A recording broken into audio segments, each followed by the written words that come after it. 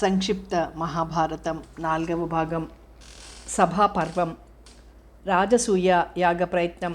శ్రీకృష్ణ పరమాత్మతో వినోదంగా ఇంద్రప్రస్థంలో కాలం గడుపుతూ ఉన్న అర్జునునికి ప్రత్యుపకారం చెయ్యాలని మయుడు తాను వివిధ శిల్ప కళాకుశలుడు అవటం వల్ల ఏదైనా అపూర్వమైన దానిని ఒకటి నిర్మించడానికి అవకాశం కల్పించమని శ్రీకృష్ణుడిని కోరాడు. శ్రీకృష్ణుడు సంతోషించి ఒక సభాభవనం నిర్మించమని ఆదేశించాడు. ధర్మరాజునకు తగినట్లు చిత్ర విచిత్రాలతో కూడినది, నవరత్న మణిగల విరాజితము, సకల జన సమూహమును, భూలోకంలో అపూర్వము అయిన ఒక సభను నిర్మించి ఇచ్చాడు. ఆ సభ మయుడి చేత నిర్మింపబడింది కాబట్టి మయసభ అనే పేరుతో విరాజిల్లింది. ధర్మరాజుకు ఆ విధంగా మయుడు తన పేరిట ఒక సభాభవనాన్ని నిర్మించి ఇచ్చిన తరువాత భీముడికి సకల శత్రు ఘాతి అయిన ఒక గదను, అర్జునుడికి దారుణ్య దివ్య ఘోషాన్వితమైన దేవదత్తమనే శంఖాన్ని ఇచ్చి ధర్మరాజు చేత సన్మానం పొంది వెళ్ళాడు శ్రీకృష్ణుడు ద్వారక చేరుకున్నాడు. ఒక శుభముహూర్తంలో ధర్మరాజు మయసభా ప్రవేశం అయ్యి బ్రాహ్మణులకు గోదానాలు దానం చేసి బంధుమిత్రులను ఆనందింపచేశాడు. నానా దేశాల రాజులు అనేక కానుకలు తెచ్చి ధర్మరాజుని దర్శించి వెళ్ళారు. మార్కండేయుడు మొదలుగా గల మహామునులంతా మయసభకు వచ్చి ధర్మరాజు చేత పూజలందుకొని పాండవులను దీవించి వెళ్ళారు. ఇంతలో ఒక రోజున నారద మహర్షి వచ్చి ధర్మరాజుని రాజనీతికి సంబంధించిన అనేక ప్రశ్నలు అడిగాడు. దేవేంద్రుని సభా విశేషాలు, యమ, వరుణ, కుబేరాదులైన దిక్పాలకుల సభా వైభవాలు వివరించి చెప్పి అన్నింటికంటే ఈ మయసభ ఉదాత్తంగా ఉందని చెప్పాడు. మయసభలో ఉంటున్న పాండురాజు తన కుమారులైన పాండవులకు చెప్పమన్న సందేశాన్ని వివరిస్తూ మీ తండ్రి కోరిక ప్రకారం రాజసూయ యాగం చేయమని చెప్పి వెళ్ళాడు. ధర్మరాజు తన తండ్రి యొక్క సంకల్పాన్ని నెరవేర్చాలని ధౌమ్యుడు మొదలైన వేదవేత్తలతోనూ బంధుమిత్రులతోనూ ఆలోచించి ద్వారక నుండి శ్రీకృష్ణ భగవానుణ్ణి రప్పించి విషయం నివేదించాడు. పరాక్రమవంతులైన 4 తమ్ముళ్ళున్నారు. వాళ్ల కీర్తి 4 చెరగుల వ్యాపించి ఉంది. నువ్వు రాజసూయం చేయటానికి అర్హుడివి. దానికి ముందుగా అతి దర్పితుడును మగధ దేశాధిపతి అయిన జరాసంధుణ్ణి వధించటం చాలా అవసరం అని కృష్ణ పరమాత్మ అన్నాడు. బావగారి మాటలు విన్న భీముడు తన అన్నయ్య అయిన ధర్మరాజుతో ఆరంభశీలురైన పౌరుషవంతులకే దైవం తోడై కార్యసిద్ధి కలుగుతుంది. జరాసంధుని వంటి అధిక బలవంతునితో యుద్ధం చేసి జయించటం వల్ల మనకున్న పౌరుషానికి మంచి కీర్తి వస్తుంది అన్నాడు. భీమసేనుని మాటలు విన్న అర్జునుడు రాజులందరినీ జయించి రాజసూయం చేయటం వల్ల మయసభ లాభం పొందుట సఫలత్వం అవుతుందని విన్నవించాడు. అప్పుడు శ్రీకృష్ణుడు జరాసంధుడి గురించి బృహద్రథుడు అనే మగధరాజుకు 2 భార్యలున్నారు. చండ, కౌశిక ప్రసాదం వల్ల వాళ్ళిద్దరూ గర్భవతులయ్యారు. సగం భాగం బాలురు ఒక భార్యకు, సగం భాగం బాలుడు ఒక భార్యకు పుట్టాడు. ఆ ముక్కల్ని జరా అనే రక్కసి అతికించి ఒక బాలునిగా చేసింది. జర వల్ల సంధింపబడ్డాడు కాబట్టి వాడికి జరాసంధుడని పేరొచ్చింది. వాడు పరమేశ్వరుని ప్రసాదం వల్ల మహాబలవంతుడయ్యాడు. తన బలగర్వంతో రాజులనందరినీ చెరపట్టి మొక్కుల పేరిట వాళ్లను బలి ఇస్తూ భైరవ పూజలు చేస్తూ ఉంటాడు అని వివరిస్తూ అతని వృత్తాంతమంతా సవిస్తరంగా చెప్పారు. భీమార్జునుల సహాయంతో జరాసంధుని చంపవచ్చని నిర్ణయించాడు. జరాసంధవధ. శ్రీకృష్ణుడు సహాయంగా ఉంటే ఎవరినైనా జయించవచ్చునని నమ్మిన ధర్మరాజు సంతోషించి కృష్ణార్జున భీములను జరాసంధుని చంపివచ్చుటకు పంపించాడు. వారు గంగానది దాటి తూర్పుగా బయలుదేరి మగధ రాజ్యం చేరుకున్నారు. అక్కడ గోరధ, వృషభ, నైహార, ఋషి చైత్యకములనే 5 పర్వతాలకు మధ్యలో గిరివ్రజపురం ఉంది. అది మగధకు రాజధాని. వారు మొదట చైత్యకాద్రి ఎక్కి అక్కడ శత్రువులు వచ్చిన సంగతి తెలియపరిచే భేరులు 3 పగులగొట్టి బ్రాహ్మణ వేషాలు ధరించారు. రాచద్వారం గుండా నగరంలో ప్రవేశించకుండా మారుత్రోవను ప్రవేశించారు. పుష్పలావికల చెంతకేగి పువ్వులు గంధం బలత్కారంగా తీసుకొని పశువుల శాలలో ప్రవేశించి సింహం మాదిరిగా జరాసంధుని మందిరంలోనికి వెళ్ళారు. ఆ మహారాజు వారికి ఎదురొచ్చి ఆర్ఘ్యపాద్యాది పూజలు చెయ్యబోయాడు. వారు వాటిని అంగీకరించకపోవటం వల్ల జరాసంధుడు వారి వేషాలకు ప్రవర్తనకు సంబంధం లేకపోవటం వల్ల ఆశ్చర్యపడి పువ్వులు గంధం బలవంతంగా తీసుకోవటం, చైత్రకాది మీద భేరుల్ని నాశనం చేయటం, 3 మారుత్రోవలో ప్రవేశించటం విప్రధర్మానికి విరుద్ధంగా ఉన్నాయి. అసలు మీరెందుకు వచ్చారో చెప్పండి అని కోరుకున్నాడు. అప్పుడు శ్రీకృష్ణ భగవానుడు, మేము క్షత్రియులం, శత్రునివాసంలోకి రావాల్సిన త్రోవనే వచ్చాం. గంధమాల్యాలలో లక్ష్మి ఉంటుంది కాబట్టి వాటిని బలవంతంగా తీసుకున్నాం. అందువల్ల నువ్వు మాకు విరోధివని నేరుగా చెప్పవలసిన పని లేదు. సాధుహింస చేసే వాళ్ళందరూ మాకు విరోధులే అవుతారు. నీవు దయ లేకుండా నిర్దోషులైన రాజుల్ని చెరపట్టి పశువుల వలె వాళ్లను వధిస్తూ మహేశ్వర పూజలు చేస్తున్న దుర్మార్గుడివి. నీ వంటి పాపాత్ముణ్ణి ఉపేక్ష చేయకూడదని నిన్ను వధించాలనే కోరికతో వచ్చాం. నేను నీకు చెప్పే నీతి వాక్యాలు విని చెరబట్టిన రాజకుమారులందరినీ వెంటనే విడిచిపెట్టు. నేను కృష్ణుణ్ణి, వీడు భీముడు, వాడు అర్జునుడు. నువ్వు చేస్తూ ఉన్న పాపాలనే అగ్నిని ఆర్పివేయటానికి భీమార్జునులు అనే ఈ కురుసింహాలు సిద్ధపడి ఉన్నాయి.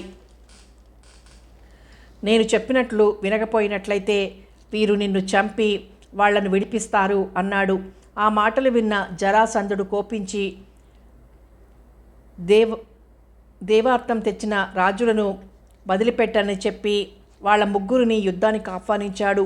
వారు ఒకరితో అనేకులు కూడి పోరాడకూడదని చెప్పటం వల్ల జరాసంధుడు భీముణ్ణి మల్ల యుద్ధానికి పిలిచాడు.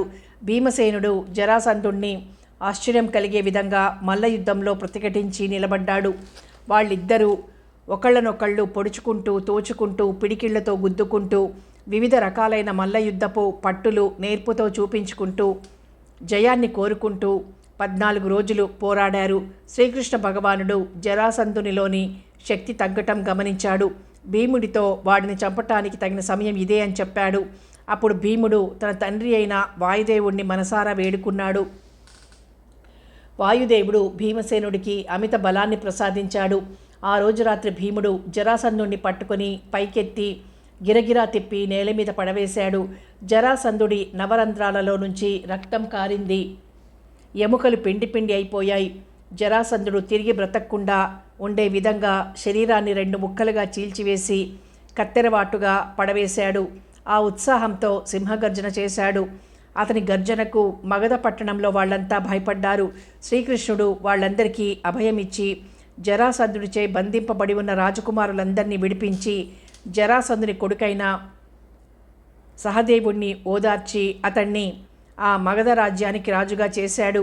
తర్వాత దివ్య రథాన్నెక్కి భీమార్జునతోనూ తాను విడిపించిన రాజకుమారులతోనూ ధర్మరాజు దగ్గరికి వచ్చి జరాసంధుని పీడ వదిలిందని అంతా చెప్పాడు. ధర్మరాజు తనకు విధేయులైన జరాసంధుని దగ్గర నుంచి విడిపించిన రాజులందరినీ గౌరవించి వాళ్ళ దేశాలకు పంపించి వేశాడు. శ్రీకృష్ణుడు ద్వారకకు చేరుకున్నాడు. రాజసూయం అన్ని దిక్కులలో ఉన్న రాజులనందరినీ జయించి రావాలని ధర్మరాజు తన తమ్ములు 4 వరుసగా 4 దిక్కులకు పంపించాడు. వాళ్ళ అపారమైన చతురంగ బలాలు వెంటబెట్టుకొని ఆయా దిక్కులకు పోయి అక్కడ ఉన్న రాజులనందరినీ గెలిచి రాజసూయ యాగం కోసం అపరిమితమైన ధన కనక వస్తువాహనాది ద్రవ్యాలు తెచ్చారు. శ్రీకృష్ణుడు కూడా గొప్ప గొప్ప రత్నాలు, ధనం తీసుకుని వచ్చి ధర్మరాజుకు ఇచ్చాడు. అప్పుడు ధర్మరాజు శ్రీకృష్ణ పరమాత్మ ఆజ్ఞ పొంది రాజసూయ యాగానికి పూనుకున్నాడు.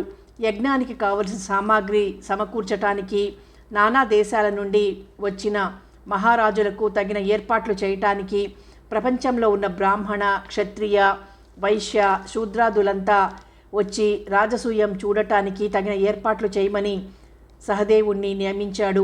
అన్నగారి మాట ప్రకారం సహదేవుడు తనకు ఇచ్చిన బాధ్యతల్ని చక్కగా నిర్వహించాడు.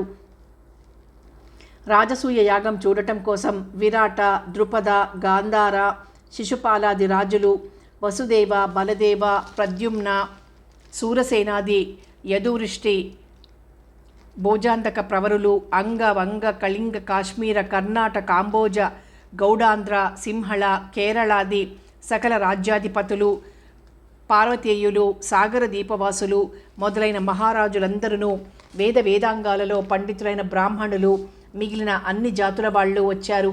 ధృతరాష్ట్రుడు పుత్ర మిత్ర అమాత్య వర్గంతోనూ భీష్మ ద్రోణ కృప అశ్వత్థామ ఆదులతోనూ వచ్చాడు. ధర్మరాజు వచ్చిన వాళ్ళందరినీ సత్కరించి వారికి తగిన ఏర్పాట్లు చేయించాడు. తర్వాత ధర్మరాజు హితాహితాలు తెలుసుకోవటానికి భీష్మ ద్రోణుల్ని, దానదక్షిణ విషయాలు తెలుసుకోవటానికి కృపాచార్యుణ్ణి, సకల వస్తువు వ్యయం విషయంలో విదురుణ్ణి ఎన్నుకుని వాళ్ల సలహాలు పాటించాడు. అనేక దేశాల నుండి వచ్చిన రాజులు తెచ్చిన కానుకల్ని పుచ్చుకునే పని దుర్యోధనునికి, భోజన సదుపాయాలు చూసే పని దుశ్శాసనునికి అప్పగించి యజ్ఞం చేయటానికి దీక్ష వహించి యజ్ఞాయతనానికి వెళ్ళాడు. అప్పుడప్పుడు బ్రహ్మవిధులైన బ్రాహ్మణుల మధ్యలో ఉండి బ్రహ్మ ఋషులతో చుట్టబడి ఉన్న పరమేష్ఠులా ఉన్నాడు. వేదోక్త ప్రకారం బ్రాహ్మణులు మునులు రాజసూయ యాగాన్ని నడిపించాలి. అగ్నిముఖాన విప్ర మంత్రాహుతి విధుల వల్ల దేవతలు, పూర్ణ దక్షిణల వల్ల బ్రాహ్మణులు, తగిన సత్కారాల వల్ల రాజులు, అన్నదానాదుల వల్ల జనులందరూ తృప్తిపడి ధర్మాత్ముడవైన ధర్మరాజుని పొగిడారు. శిశుపాల వధ. రాజసూయ యాగం నిరాటంకంగా క్రమబద్ధంగా జరిగిపోవటం చూసి భీష్ముడు చాలా సంతోషించారు. పూజనీయులైన వాళ్లల్లో మిక్కిలి పూజనీయుడును పుండరీకాక్షుడును ఆది పురుషుడును అయిన కృష్ణ పరమాత్మకు ప్రథమ తాంబూలం ఇచ్చినట్లయితే యజ్ఞపురుషుణ్ణి తృప్తిపరిచినట్లయి యజ్ఞఫలం దక్కుతుందని కూడా చెప్పాడు. కార్యకారార్థం భీష్ముని హితవచనాలు విన్న ధర్మరాజు శ్రీకృష్ణునికి అర్ఘ్యం ఇచ్చి పూజించాడు. చేది రాజ్యానికి అధిపతి అయిన శిశుపాలునకు కృష్ణుడు ఘన సన్మానం పొందటం చూసి సహించలేకపోయాడు. ధర్మరాజుని, భీష్మాచార్యుల వారిని, శ్రీకృష్ణ పరమాత్మను సభామధ్యంలో దూషించడం మొదలుపెట్టాడు. ధర్మరాజును చూచి, ఇక్కడ గొప్పవాళ్లైన ఇంతమంది రాజులు, వేదాంగ వేత్తలైన బ్రాహ్మణాదులు ఉండగా ముసలివాడు, బుద్ధి చెడినవాడును అయిన భీష్ముడు చెప్పిన విధంగా కష్టచరితుడైన కృష్ణుణ్ణి ఘనంగా పూజించి నీ అవివేకాన్ని ఈ అందరి ఎదుట ప్రదర్శించావు. ఈ గొల్లవాణ్ణి నువ్వు వయసులో అందరికంటే పెద్దవాడనే గౌరవంతో పూజించావా, లేకపోతే గురువుని పూజించావా? పోనీ రాజు అనే బుద్ధితో పూజించావు అని అనుకుంటే యాదవులు గొప్ప రాజులు ఎలా అవుతారు? నువ్వు రాజులలో గొప్పవాడివనే ఉద్దేశం చేత నువ్వు చేసే ఈ యజ్ఞానికి ఈ రాజులంతా వచ్చారు. కృష్ణుడికి అగ్రతాంబూలం ఇచ్చి వచ్చిన గొప్ప వాళ్ళందరినీ అవమానించావు. నువ్వు ఎరుంగక ఇచ్చినప్పటికీ సిగ్గు లేకుండా ఈ నల్ల గొల్లవాడు ఏ విధంగా పుచ్చుకున్నాడు? నువ్వు చేసిన ఈ కృష్ణ పూజ ఎలా ఉందంటే పేడివాడికి కన్యను కట్టినట్లు, చెవిటివాడికి మధుర సంగీతాన్ని వినిపింపజేసినట్లు, ముదుసలికి మంచి లావణ్యవతిని, అన్నెము పుణ్యము ఎరుగని బాలను కట్టబెట్టినట్లు ఉంది అన్నాడు. ఆ మాటలు విన్న ధర్మరాజు శాంతవచనాలతో, ఆర్య, ఉదాత్త పురుషులకు వాక్పరుష్యం మంచిది కాదని నీకు తెలియని విషయం కాదు. కఠినంగా నిందాగర్భంగా ఇతరుల మనసుల్ని గాయపరిచే విధంగా మాటలాడటం అనేది విషం కంటే అగ్ని కంటే ఘోరమైంది. కృష్ణుని గొప్పతనం మహత్యం భీష్మునకు తెలిసిన విధంగా నీకు తెలియదని నీ మాటలే రుజువు చేస్తున్నాయి అన్నాడు. శిశుపాలుడితో వాదోపవాదాలు ఎందుకులే అని భీష్ముడు ధర్మరాజుని వారించి శిశుపాలుణ్ణి చూసి, నువ్వు మూర్ఖుడివి. ఈ సభలోని రాజులందరూ శ్రీకృష్ణ భగవానుని వల్ల విముక్తులయ్యారు. అతడు ఆర్ఘ్యం పొందటంలో అనర్హుడు ఏ విధంగా అవుతాడు? ఉత్తమ జ్ఞానం పొందిన బ్రాహ్మణుడు, విక్రమ సమృద్ధి చేత మిక్కిలి అధికుడైన క్షత్రియుడును పూజ్యులవటం నీకు తెలియదా? సర్వభూతాలకు అధిపతియు అందరి చేత నిత్యము కీర్తింపబడేవాడును అయిన ఆది పురుషుడు శ్రీకృష్ణ పరమాత్మ మహిమ నీకేం తెలుస్తుందిలే అన్నాడు. ఈ సంభాషణ అంతా వింటూ ఉన్న సహదేవుడిలో సహనం చచ్చిపోయింది. కోపంతో హరికి ఆర్ఘ్యం ఇవ్వటం తగదనే వీరుల తలపై కాలు పెడతానని తన కాలెత్తాడు. శిశుపాలుడంతలో తన సేనలను హెచ్చరించి యుద్ధానికి సిద్ధమయ్యాడు. కృష్ణుడి పక్షం వాళ్లైన యదువృష్టి, భోజ, కులరాంధక సేనా సమూహమంతా రోషంతో ఉండిపోయారు. సభలో అకస్మాత్తుగా తలవని తలంపుగా ఏర్పడ్డ ఈ కలకలాన్ని చూచి యాగానికి ఎక్కడ విఘ్నం దాపురిస్తుందోనని ధర్మరాజు భయపడ్డాడు. కృష్ణునికి కోపం వస్తే శిశుపాలాదులైన అధములంతా నశించగలరనియు ఆ పురుషోత్తముడు యాగమును చేసుకొని కాపాడుతూ భీష్ముడు ధర్మరాజునికి ధైర్యం చెప్పాడు.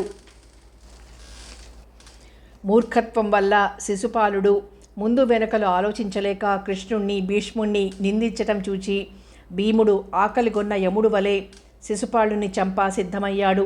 అతన్ని భీష్ముడు వారించి, నాయనా, కృష్ణుని మేనత్త అయిన సాత్యకికి చేది వంశాన ఈ శిశుపాలుడు 4 చేతులతోనూ నొసట కంటితోనూ పుట్టాడు. అప్పుడు ఆకాశవాణి ఈ బాలుని వికృత రూపం ఎవని చేతిలో పోతుందో అతని చేతిలోనే మరణిస్తాడని చెప్పింది. ఆమె వచ్చిన వాళ్ళందరికీ ఎత్తుకొమ్మని తన కొడుకునిస్తూ ఉండేది. ఒకమారు కృష్ణుడు మేనత్తను చూడటానికి వెళ్ళి వీణ్ణెత్తుకున్నాడు. వీడి వికృత రూపం పోయి రాజకుమారుడి రూపం పొందగలిగాడు. అది చూసిన సాత్యకి తన మేనల్లుణ్ణి తన కొడుకు చేసే దుడుకు పనులకు మన్నించమని కోరుతుంది. 100 తప్పులు చేసే వరకు ఓర్పు పట్టమంది. కృష్ణ పరమాత్మ ఆమెకు ఆ వరం ఇవ్వటం వల్ల అతడు చేసిన తప్పులకు మిన్నకుండా ఊరుకుంటూ వచ్చాడు. అతడు చేసే తప్పులు 100 సంఖ్య దాటొస్తోంది. కాగల కార్యం అతడే చూసుకుంటాడు, శాంతం వహించు అని చెప్పాడు. కృష్ణుడు తన మేనత్తకి ఇచ్చిన మాట ప్రకారం 100 తప్పులు కాచాడు. ఈ 101 తప్పుకు సహించలేక కోపించి సభలో ఉన్న వారందరికీ శిశుపాలుడు చేసిన నేరాలన్నీ వరుసగా చెప్పి చక్రాయుధంతో వాడి శిరస్సు ఖండించి వేశాడు. వాడు విష్ణు మందిర ద్వారపాలకుడై ఉండటం వల్ల వాడి ఆత్మ వాడిలో నుండి బయటకు వచ్చి శ్రీకృష్ణుడిలో లీనమైపోయింది. సభలోని వారంతా ఆ దృశ్యాన్ని చూచి ఆశ్చర్యపోయారు. ప్రజలంతా జయ జయ ధ్వనులు చేస్తూ కృష్ణుని పొగిడారు. శిశుపాలుని దేహానికి అంత్యక్రియలు ఏర్పాటు చేయించి వాని కుమారుణ్ణి రాజ్యానికి అభిషిక్తుణ్ణి చేసి నిర్విఘ్నంగా ధర్మరాజు యాగాన్ని పూర్తి చేశాడు. ఆ యజ్ఞానికి వచ్చిన వాళ్ళందరూ పాండవులు చేసిన సత్కారాలు అందుకుని సంతోషంగా తమ తమ తావులకు వెళ్ళారు. శ్రీకృష్ణుడు ద్వారపతికి చేరుకున్నాడు. దుర్యోధనుని దురాలోచన. శిశుపాలుని వధతో దుర్యోధనుని మనసు వికలమైపోయింది. ధర్మరాజు యొక్క వైభవానికి అసూయ ఏర్పడింది. మయసభలో తనకు కలిగిన భంగపాటు ఎదలో మెదిలింది. అందువల్ల దుఃఖ సముద్రంలో మునిగిపోయాడు. హస్తినాపురం చేరిన తర్వాత రాజకార్యాలు కూడా చూడటం మానివేశాడు. పాండవులందరినీ ఏ విధంగా తాను కైవసం చేసుకోవాలా అనే సమస్య పీడింపజొచ్చింది. వాడి మనస్సంతా దాని మీదనే కేంద్రీకృతమై ఉంది. అందుచేత ఉపాయం కోసం తన మామయ్య అయిన శకునితో ఆలోచన చేశాడు. ఆ మయసభ గొప్పతనాన్ని గురించి ముచ్చటించుకున్నారు. దుర్యోధనుడు మయ సభా వేడుకలు చూస్తూ సంవృత నివృత ద్వారాలు, నిమోన్నత ప్రదేశాలు, భూబల భాగాలు గుర్తించలేక భంగపడినప్పుడు ద్రౌపది, పాండవులు తన్ను చూచి నవ్విన విషయం మనసులో బాధపడుతూనే ఉన్నారు. అల్లుని భావాలు గమనించిన శకుని అప్పుడే దుర్యోధనుని ధృతరాష్ట్రుణ్ణి దగ్గరకు తీసుకుని పోయి అతని పరిస్థితి వివరించి చెప్పాడు. ధృతరాష్ట్రుడు తన కొడుకును తడిమి చూసి అతడు చిక్కినందుకు కారణమడిగాడు. దుర్యోధనుడు పాండవుల వైభవాన్ని గురించి చెప్పి ఇదియే తన బాధకు కారణమని చెప్పాడు. శకుని అప్పుడు దుర్యోధనునితో తాను అక్షవిద్యా నిపుణుడు అనియు పాండవుల సంపదలన్నింటినీ వంచన మార్గంలో సంపాదించి ఇవ్వగలనని చెప్పాడు. అది విన్న దుర్యోధనుడు తన తండ్రి కాళ్ల మీద పడి శకుని చెప్పిన దానికి అంగీకరించమనియు మంచి చెడ్డలు ఆలోచించటానికి పాండవ పక్షపాతి అయిన విదురుడితో పనిలేదని చెప్పి తన కోరిక నెరవేర్చకపోయినట్లయితే ఆత్మాహుతి చేసుకుంటానని చెప్పాడు. పుత్ర ప్రేమ చేత ధృతరాష్ట్రుడు దుర్యోధనుని సంకల్పానికి అనుకూలంగా ఒక ద్యూతరంగాన్ని నిర్మింపజేశాడు. ఒక రోజున ఏకాంతంగా ఉన్నప్పుడు విదురుడితో విషయం చెప్పాడు. అర్ధానర్ధాదిదుడైన ఆ విదురుడు దానికి అంగీకరింపక జూదం ఎగ్గుకు మూలమవుతుందని, దాని మూలంగా విరోధాలు ఉత్పన్నమవుతాయని చెప్పాడు. తాను భీష్మ ద్రోణాదులగు పెద్దలు ఉండగా కొడుకులలో విరోధాలు ఏర్పడటానికి తావులేదని తలచిన ధృతరాష్ట్రుడు ధర్మరాజుని ద్యూత్యానికై రప్పించమని విదురుణ్ణి బలవంతం చేసి పంపించాడు.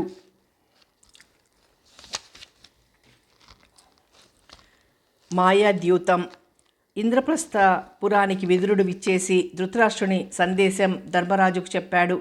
జూదం పాపానికి మూలం అని తెలిసినా కూడా ధర్మరాజు తన పెద్దతండ్రి మాట కాదనలేక ద్రౌపది సోదర అమాత్యులందరినీ వెంటబెట్టుకుని హస్తినాపురం చేరుకుని పెద్దలందరికీ నమస్కరించాడు.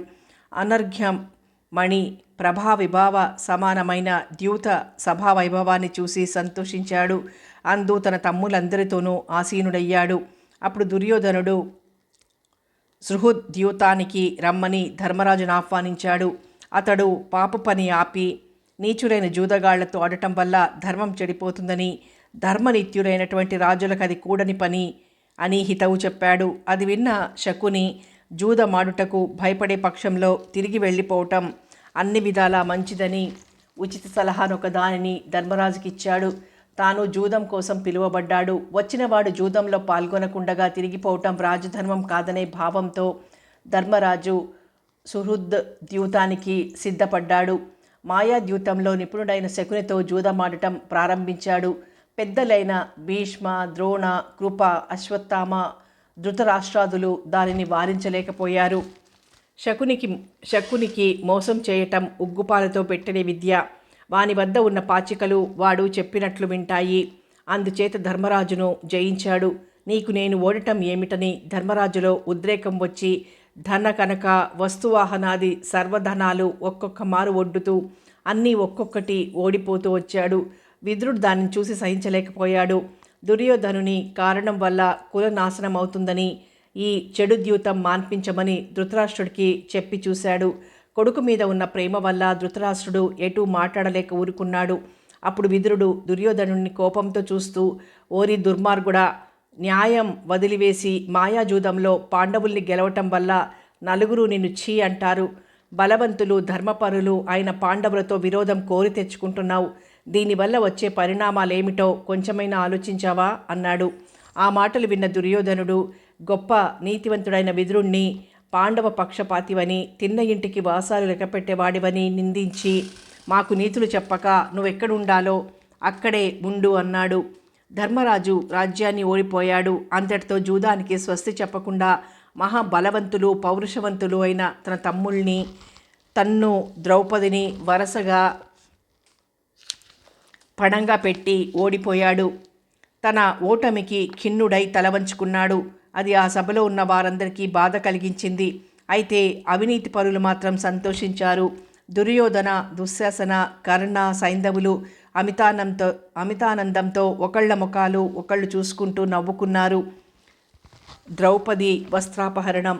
దుర్యోధనుడు తనకు పాండవులు దాసులయ్యారని సంతోషంతో ముందు వెనుకలు ఆలోచించకుండా విదురుణ్ణి పిలిచి తన ఇల్లు తుడవడానికి ద్రౌపదిని తీసుకుని రమ్మని చెప్పాడు.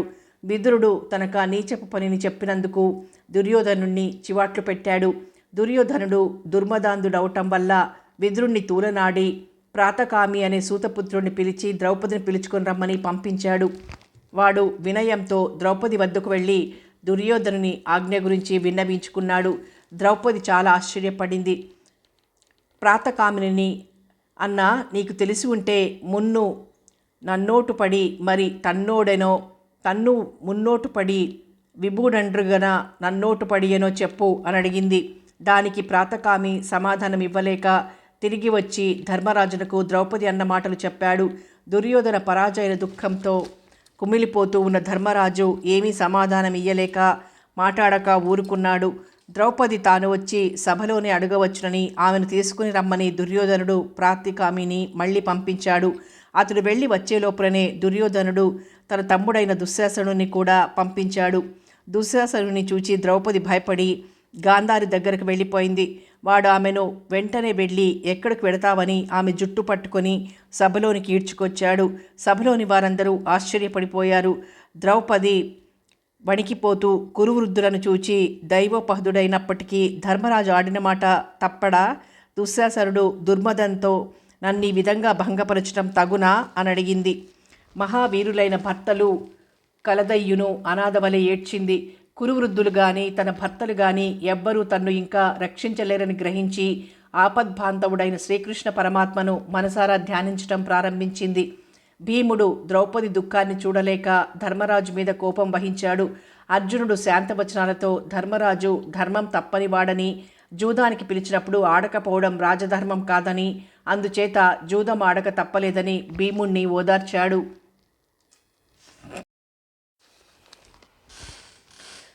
పాండవులు ఈ విధంగా మహాదుఃఖంలో మునిగిపోయి ఉంటే సభలో ఉన్న వాళ్ళెవ్వరూ ఇది కూడని పని అని అనలేకపోయారు.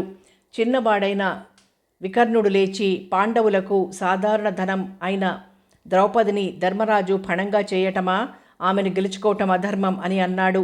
పెద్దలింతమంది సభలో మౌనంగా ఉన్నప్పుడు చిన్నవాడైన వికర్ణుడు కలగజేసుకుని ఆ విధంగా చెప్పినందుకు కర్ణుడికి కోపం వచ్చి 5గురికి పెళ్ళాంగా ఉన్న ద్రౌపదిని ఈ సభలో వస్త్రాలు లేకుండా చేసి తీసుకొని వచ్చినా దోషం లేదన్నాడు. కర్ణుడి మాట విన్న దుర్యోధనుడు ద్రౌపది పాండవుల వస్త్రాలు తీసుకోమని దుశ్శాసనుడికి చెప్పాడు. అది విన్న పాండవులు తమంతట తాము తమ మీద ఉన్న విలువైన వస్త్రాల్ని కింద పెట్టారు. ద్రౌపదీదేవి వస్త్రాలు ఒలచడం కూడా పాపమని అనుకోకుండా, ఏమాత్రము అనుమానం పడకుండా రాతిగుండగలవాడైన దుశ్శాసనుడు ద్రౌపది వస్త్రాపహరణం చేయడానికి సిద్ధపడ్డాడు. ఆమె చీరను లాగటం ప్రారంభించాడు. అయోనిజ ద్రుపదరాజ నందిని పతివ్రత అయిన ద్రౌపది ఏ దిక్కు లేకపోవటం వల్ల దేవుడే దిక్కని, దైవతత్వ రహస్యం తెలిసిందై ఉండటం వల్ల కృష్ణ పరమాత్మ స్వరూపాన్ని తన మనసులో నిలుపుకొని నిశ్చేష్టురాలై ఉంది.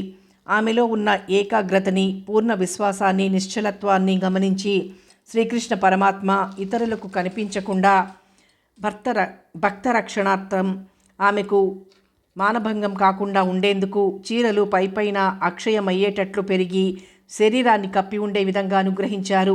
దుశ్శాసనుడు ద్రౌపది యొక్క వస్త్రాలు ఒలిచి ఇక ఒలవలేక నీరసపడి సిగ్గుపడి ధైర్యం చెడిపోయి ఆయాసంతో నిశ్చేష్టుడయ్యాడు. అదంతా చూస్తూ కోపంతో ముందు వెనకలకు ఊగిపోతూ ఉన్న భీముడు సభలో ద్రౌపదిని ఆ విధంగా భంగపరిచిన దుర్మార్గుడైన దుశ్శాసనుణ్ణి చంపి యుద్ధరంగంలో వాడి రక్తాన్ని తాగుతానని ప్రతిజ్ఞ చేశాడు. దుర్యోధనుడంటే భయం వల్ల సభలోని వాళ్ళెవరూ మాట్లాడటం లేదు. భీష్ముడు కలగజేసుకుని ద్రౌపదితో, అమ్మా, నువ్వు అడిగిన ప్రశ్నకు సమాధానం ధర్మ సూక్ష్మాలన్నీ తెలిసిన ధర్మరాజే చెప్పాలి. నిన్ను పరాభవించిన దానికి తగిన ఫలితం కురువంశ నాశనానికి కారకులైన ఈ కౌరవులు త్వరలోనే అనుభవిస్తారు అని అన్నాడు. కర్ణుడు ద్రౌపదిని చూసి, భార్యను జూదంలో ఓడిపోని వాణ్ణి చూసి పెండ్లి చేసుకో అని కర్ణ కఠోరంగా వేళాకోళం చేశాడు. దుర్యోధనుడు ద్రౌపదిని తన తొడ చూపిస్తూ వచ్చి తన తొడ మీద కూర్చోమని సైగ చేశాడు. దానిని చూసిన భీముడు ఆయుధాలున్న దిక్కును చూస్తూ దుర్యోధనుణ్ణి యుద్ధంలో తొడలు విరగగొట్టి చంపుతానని శపథం చేశాడు. వాడు ఇప్పుడే దుర్యోధనుడి పని పడతాడేమో అని అనుమానించిన భీష్మ, ద్రోణులు భీముణ్ణి సముదాయించారు. అంతలో కౌరవులు నాశనమవుతారు అనటానికి సూచనలు అనేకం కనిపించాయి. నక్కలు అరిచాయి, నిప్పు చల్లారిపోయింది. కాకులు, గుడ్లగూబలు కౌరవుల శయన మందిరాలపైకి ఎగిరి కూయటం ప్రారంభించాయి. ధృతరాష్ట్రుడు ఇదంతా తెలుసుకుని భయపడి కొడుకుని పిలిచి చివాట్లు పెట్టాడు. ద్రౌపదిని పిలిచి, అమ్మా, కోడలా, నువ్వు మహాతల్లివి. నేను జాత్యాంధుడనై ఉండటం వల్ల ఇంత అపచారం నీకు ప్రాప్తించింది. నువ్వు చూపించిన మహత్యం 3 లోకాల వారికి పూజనీయమైంది. వివేకం లేకుండా చేయబడ్డ పనికి నువ్వు కోపగించుకోకు. నీకేదైనా వరమిస్తానో కోరుకో తల్లి అన్నాడు. ధర్మరాజును విడుదల చేయించమని కోరుకుంది. ధృతరాష్ట్రుడు ద్రౌపదిని ఇంకో వరం కోరుకోమన్నాడు. తక్కిన 4 విడుదల చేయమంది. ధృతరాష్ట్రుడు 3వ వరం కూడా ఇచ్చాడు. క్షత్రియ కాంతలు 2 వరాలను మించి కోరడం శాస్త్రధర్మం కాదని ద్రౌపది అంది. అప్పుడు ధృతరాష్ట్రుడు పాండవుల రాజ్యం పాండవులకి ఇచ్చివేసి ఎప్పటి విధంగానే ఇంద్రప్రస్థంలో సుఖంగా ఉండమని, నీచుడైన తన కొడుకు చేసిన అపకారం మర్చిపోమ్మని పాండవుల్ని కోరాడు. ధర్మరాజు ధృతరాష్ట్రుని శాసనం ప్రకారం తన తమ్ములతోనూ ద్రౌపదీదేవితోనూ రథాన్ని ఎక్కి ఇంద్రప్రస్థం బయలుదేరాడు. మరో భాగంలో మళ్ళీ కలుసుకుందాం.